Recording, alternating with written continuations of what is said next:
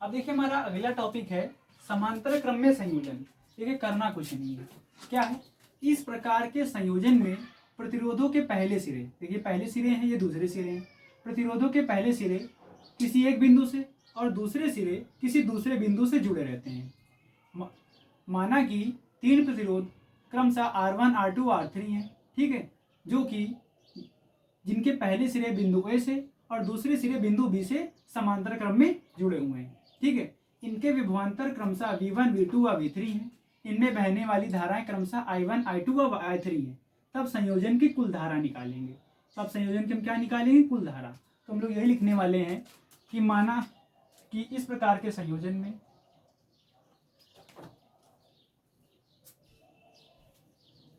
इस प्रकार के संयोजन में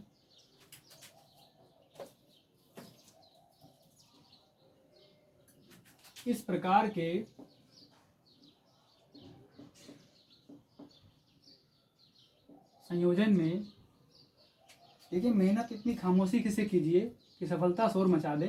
तो इस प्रकार के संयोजन में प्रतिरोधों के पहले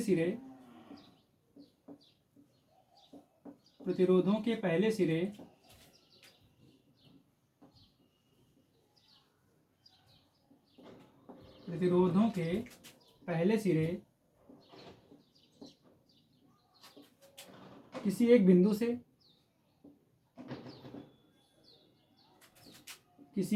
से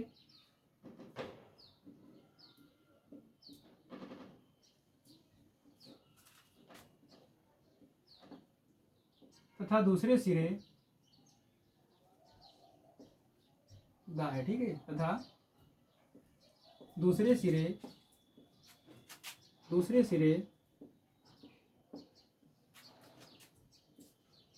किसी दूसरे बिंदु से जुड़े रहते हैं।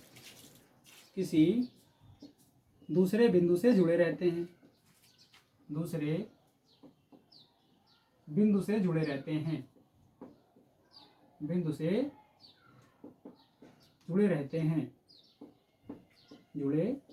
हैं। माना तीन प्रतिरोध R1, R2, R3 हैं। माना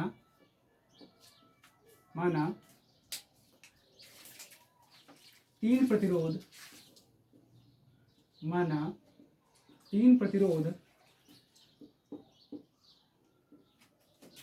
R1, R2 व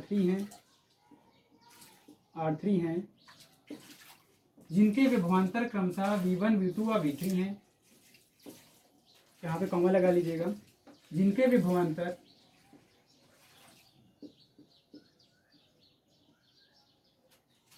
क्रमशः V1, V2 व V3 हैं।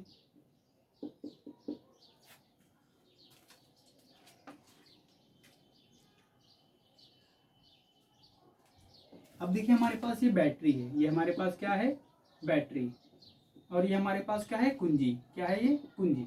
अब जब इस कुंजी को हम क्या करते हैं? ऑन करते हैं। क्या करते हैं? ऑन करते हैं। तो बैटरी से धारा बहने लगती है।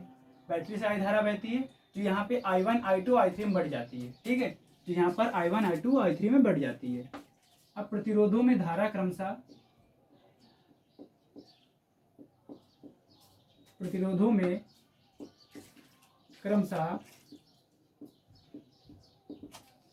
I1, I2, जो मैं आप सभी को बता रहा हूँ, बस आप लोग इतना लिख दीजिए। आप सभी के अच्छे मार्क्स आने वाले हैं बोर्ड एग्जाम 10th क्लास में। तो देखिए प्रतिरोधों में क्रमशः I1, I2 व I3 धारा प्रवाहित हो रही है। तब हम यहाँ पे निकालेंगे संयोजन की कुल धारा। क्या निकालेंगे? संयोजन की कुल धारा प्रवाहित हो रही है। तब संयोजन की कुल धारा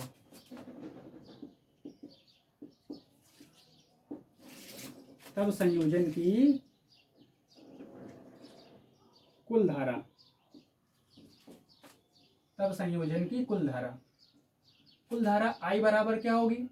सारी धाराओं का योग, यानी I1 plus I2 plus I3, ठीक है। I बराबर क्या होगा? V/R। क्या होगा? V/R। कैसे होगा? हम सभी फॉर्मूला जानते हैं, v बराबर क्या होता है आई आर। तो यहाँ से अगर हम i की वैल्यू निकालेंगे तो क्या बनेगी v, ये अपॉन में r चला आएगा, तो i बराबर क्या होगा v अपॉन r। अगर हम i1 की वैल्यू निकालें तो क्या होगी v अपॉन r1। भैया विभव तो देखिए यहाँ पे सेम है ना, विभव देखिए सेम है, ये v अपॉन r1 हो जाएगा, ये हो जाएगा हमारा v अपॉन r2, i3 क्या होगी v अपॉन r3। ठीक है, इस पूरे में क्या है v कॉमन है, यह हो जाएगा v अपॉन r, यहाँ जगह हमारा v कॉमन है, जो हो जाएगा 1 upon r1 plus 1 upon r2 plus 1 upon r3। अब देखिए यहाँ पे v से भी कैंसिल हो जाएगा, तो हमारे पास सीधा सीधा फॉर्मूला बनकर आ जाएगा 1 upon r equal to 1 upon r1 plus 1 upon r2 plus 1 upon r3। यही हमारे समांतर क्रम संयोजन का कुल प्रतिरोध के लिए व्यंजक है। उम्मीद करता हूँ कि आप सभी को ये टॉपिक समझ में आ गया होगा। आप सभी लोग इसका स्क्रीनशॉट ले लीजिए और अगर कोई कमेंट बॉक्स में कमेंट कर सकते हैं।